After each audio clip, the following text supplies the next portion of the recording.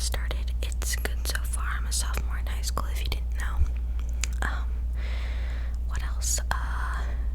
It's summer and it is so hot outside. Like, I know right now it's so hot. It's definitely very hot. So, today, as you can read by the title, I'm going to be continuing the reading of Call Me By Your Name right here. So, I know I haven't read the book in quite a while, obviously 4 months, so if you haven't seen the previous videos where I read this book, I'll link them in the description. And if you have, but you don't remember like what we were reading and how far we went, you can still watch those to kind of catch up. Alright, so first, I'd like to apologize if there's any background noise in the rest of this video. My sister is extremely loud. She knows that I'm filming, but she doesn't care. So yeah, I'm gonna continue with the reading.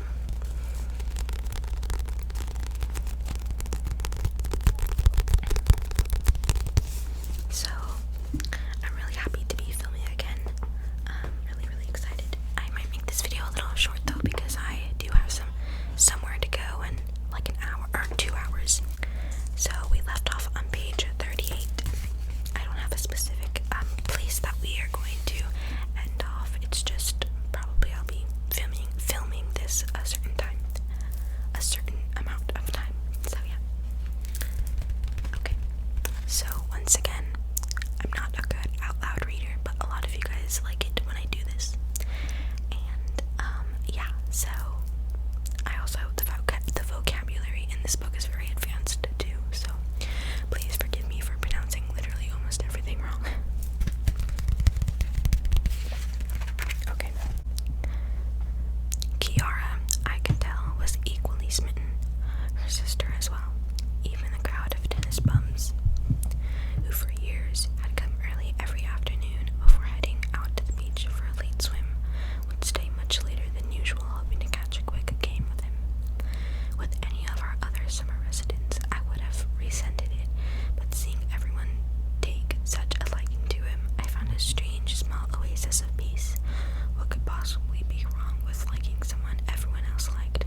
Everyone had fallen for him, including my first and second cousins, as well as my other relatives, who stayed with us on weekends and sometimes longer.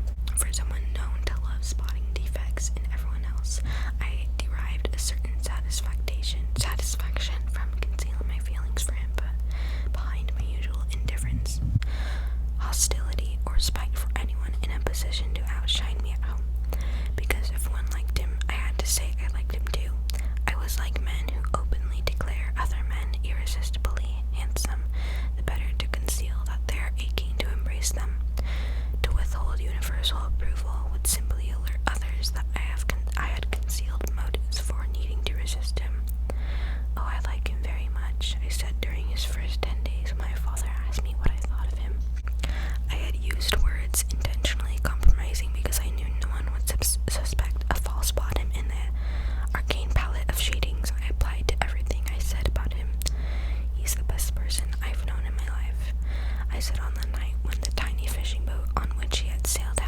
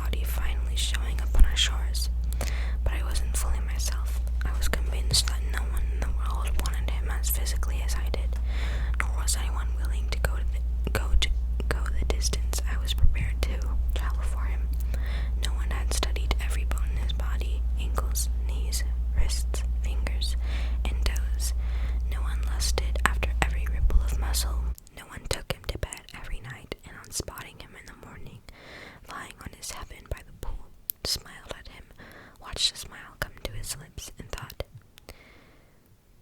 "Did you know I came in your mouth last night?" I'm gonna try to be mature. I'm sorry, I've never read a very mature book like this, so yeah. Okay. Perhaps even the others nursed an extra something for him, which each concealed and displayed in his or her own way. Unlike the others, though, I was the first to spot him when he came into the garden from the beach, or when the flimsy silhouette of his bicycle, blurred in the mid-afternoon mist, would appear out of the alley of pines leading to our house.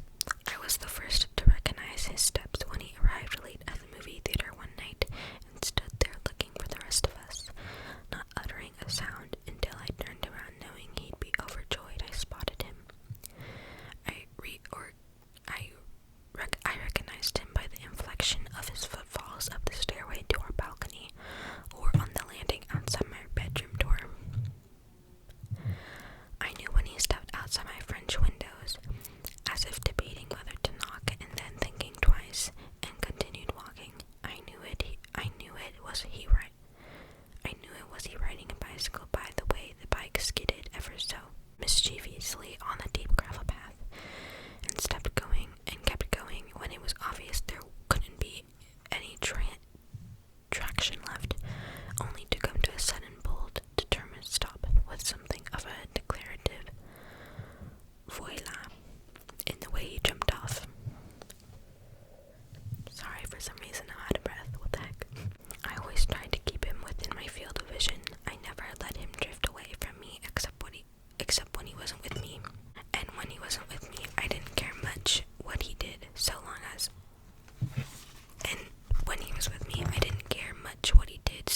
as he remained the exact same person with others as he was with me. Don't let him be someone else when he's away. Don't let him be someone I've never seen before. Don't let him have a life other than the life I know he has with me. Don't let me lose him. I knew I had no hold on him, nothing to offer, nothing to lure him by. I was nothing, just a kid. He simply doled out his attention when the occasion suited him. When he came to my assistance to help me understand a fragment by Heraclitus, because I was determined to read his author. The words that sprang to me were not gentleness or generosity, but patience and forbearance, which ranked higher. Moments later, when he asked if I liked the book I was reading, his question was prompted less by curiosity than by an opportunity for casual chit-chat. Everything was casual. He was okay with casual. How come you're not at the beach with the others? Go back to your plunking. Later. Yours. Just making conversation. Casual chit-chat. Nothing. Oliver was receiving many invitations to other houses. This had become something of a tradition with our other summer residents as well. My father always wanted them to feel free to talk their books and expertise around town. He also believed that scholars shall learn how to speak to the layman, which is why he always had lawyers, doctors, businessmen over for meals. Everyone in Italy has read Dante, Homer, and Virgil. He'd say, doesn't matter whom you're talking to, so long as you Dante and Homer them first. Virgil is a must. Leopardi comes next, and then feel free to dazzle them with everything you've got. 𝘕𝘢𝘮, celery, salami, who cares? Oh gosh, sorry about that. This, if you can hear it, I don't even know if you can hear it. It's my sister talking. Okay. This also had the advantage of allowing all of our summer residents to perfect their Italian, one of the requirements of the residency. Having them on the dinner circuit around me also had another benefit. It relieved us from having them at our table every night of the week. But Oliver's invitations had become vertiginous. Chiara and her sister wanted them at least twice a week. A cartoonist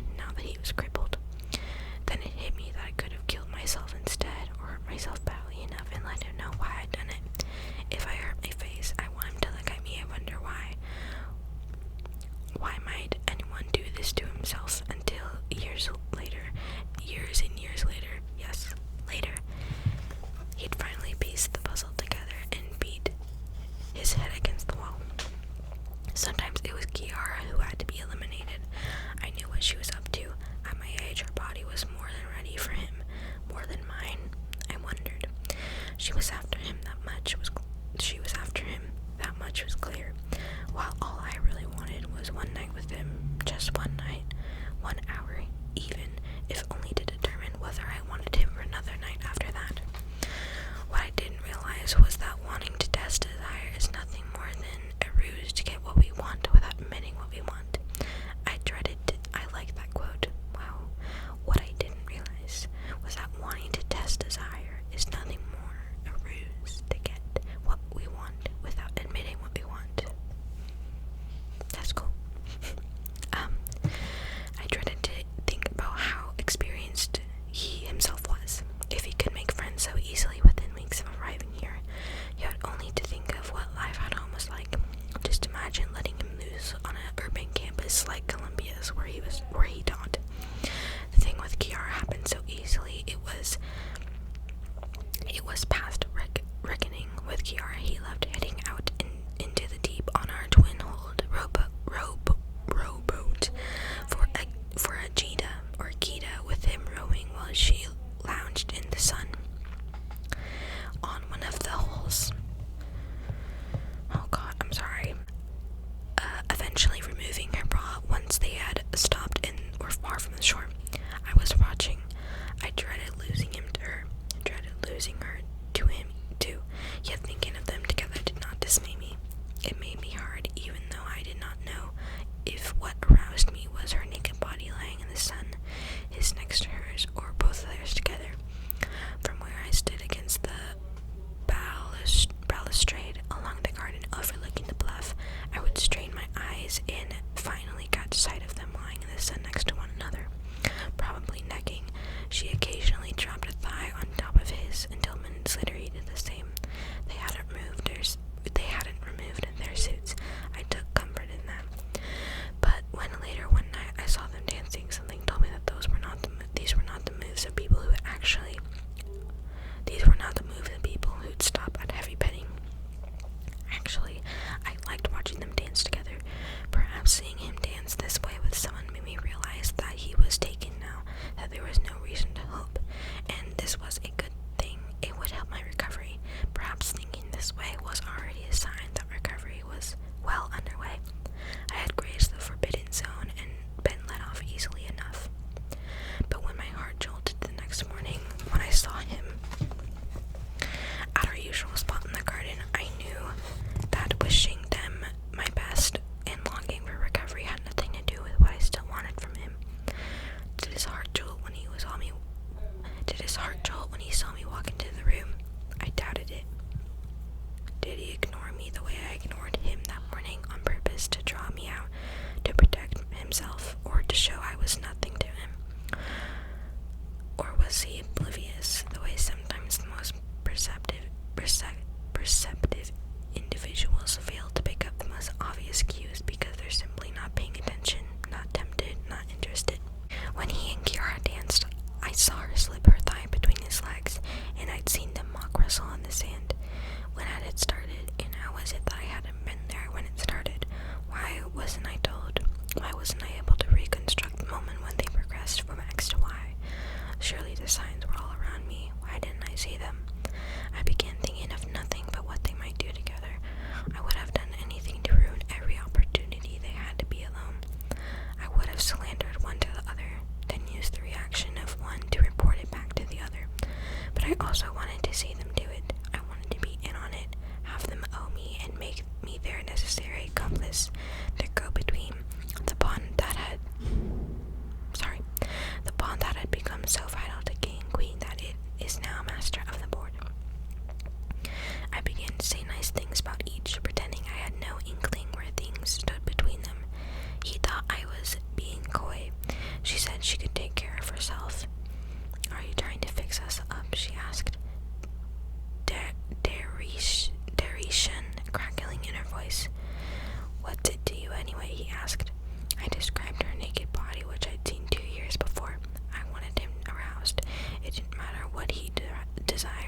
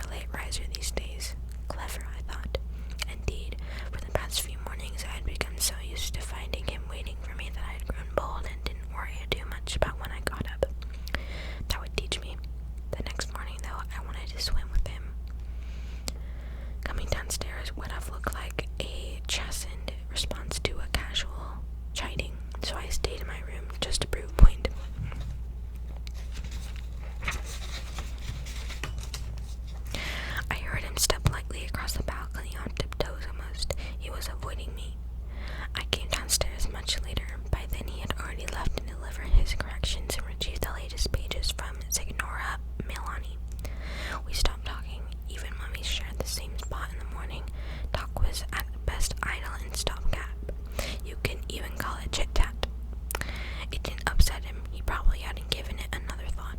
How is it that some people go through hell trying to get close to you, while you haven't the haziest notion and don't even give them a thought when 2 weeks go by and you haven't so much as exchanged a single word between you? Did he have any idea? Should I let him know? The romance with 𝘠𝘰𝘶 started on the beach. Then he neglected tennis and took up bike rides with her and her friends in the late afternoons in the hill towns farther west along the coast. One day, when there was one too many of them to go biking, Oliver turned to me and asked if I minded letting Mario borrow my bike since I wasn't using it. It threw me back to age 6. I shrugged my shoulders, meaning go ahead. I couldn't care less. But no sooner had they left, I scrambled upstairs and began sobbing on my pillow. At night, sometimes we'd meet at Le Dancing. There was never any telling when Oliver would show up. He just bounded onto the scene, and just as suddenly disappeared, sometimes alone, sometimes with others. When 𝘠𝘰𝘶 came to our home, she had been in the habit of doing ever since childhood. She would sit in the garden and stare out, basically waiting for him to show up. Then when the minutes wore on and there was nothing much to say between us, she'd finally ask, "Say, Oliver." He went to the translator, or he's in the library with my dad, or he's down somewhere by the beach. My throat's starting to hurt. Well, I'm leaving them. Tell him I came by. It's over, I thought. Mafalda shook her head with a look of compassionate rebuke. She's a baby. He's a university professor. She's a baby. He's a university professor. Couldn't she have found someone her own age? Nobody asked you anything, snapped 𝘠𝘰𝘶, who had overheard and was not about to be criticized by a cook. Don't talk to me that way, or I'll split your face in two, said our Neapolitan cook, raising the palm of her hand in the air. She's not 17 yet, and she goes about having bare-breasted crushes. Thinks I haven't seen anything. I could just see Mafalda inspecting Oliver's sheets every morning, or comparing notes with 𝘠𝘰𝘶's housemaid. No secret could escape this network of informed bed-to housekeepers.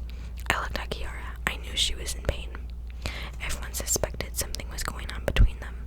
In the afternoon, he'd sometimes say he was going to the shed by the garage to pick up one of the bikes and head into town. An hour and a half later, he would be back. The translator, he'd explain. The translator, my father's voice would resound as he nursed and after cognac. Tradutrice. My eye. Mafalda would intone.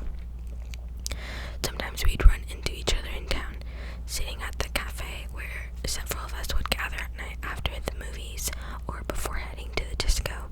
I saw 𝘠𝘰𝘶 and Oliver walking out of a side alley together talking. He was eating an ice cream while she was hanging on his free arm with both of hers. When had they found the time to become so intimate? Their conversation seemed serious. "What are you doing here?" he said when he spotted me. Let me see how long I have to read left. Okay, I have a lot of pages left. I probably have to stop soon. Okay. "What are you doing here?" he said when he spotted me. Banter was both how he took cover and tried to conceal. We'd altogether stopped talking. A cheap ploy, I thought. Hanging out. Isn't it past your bedtime? My father doesn't believe in bedtimes, I parried. 𝘠𝘰𝘶 was still deep in thought. She was avoiding my eyes. Had he told her the nice things I'd been saying about her? She seemed upset. Did she mind any sudden intrusion into their little world? I remembered her tone of voice on the morning when she'd lost it with Mafalda. A smirk covered her face. She was about to say something cruel. Never a bedtime in their house. No rules, no supervision, nothing. That's why he's such a well-behaved boy. Don't you see? Nothing to rebel against. Is that true? I suppose, I answered, trying to make light of it before they went any farther. We all have our ways of rebelling. We do, he asked. Name one, chimed in 𝘠𝘰𝘶. You wouldn't understand. He reads Bog Sealand. broke in, trying to change the subject, but also perhaps to come to my rescue and show, without quite seeming to, that he had not forgotten our previous conversation. Was he trying to rehabilitate? Was he trying to rehabilitate me after that little jab about my late hours, or was this the beginning of yet another joke at my expense? A steely, neutral glance sat on his face. She had never heard of Paul Celan. I shot him in a complicit glance. He intercepted it, but there was no hint of mischief in his eyes when he finally returned my glance. Whose side was he on? A poet, he whispered, as they started ambling out into the heart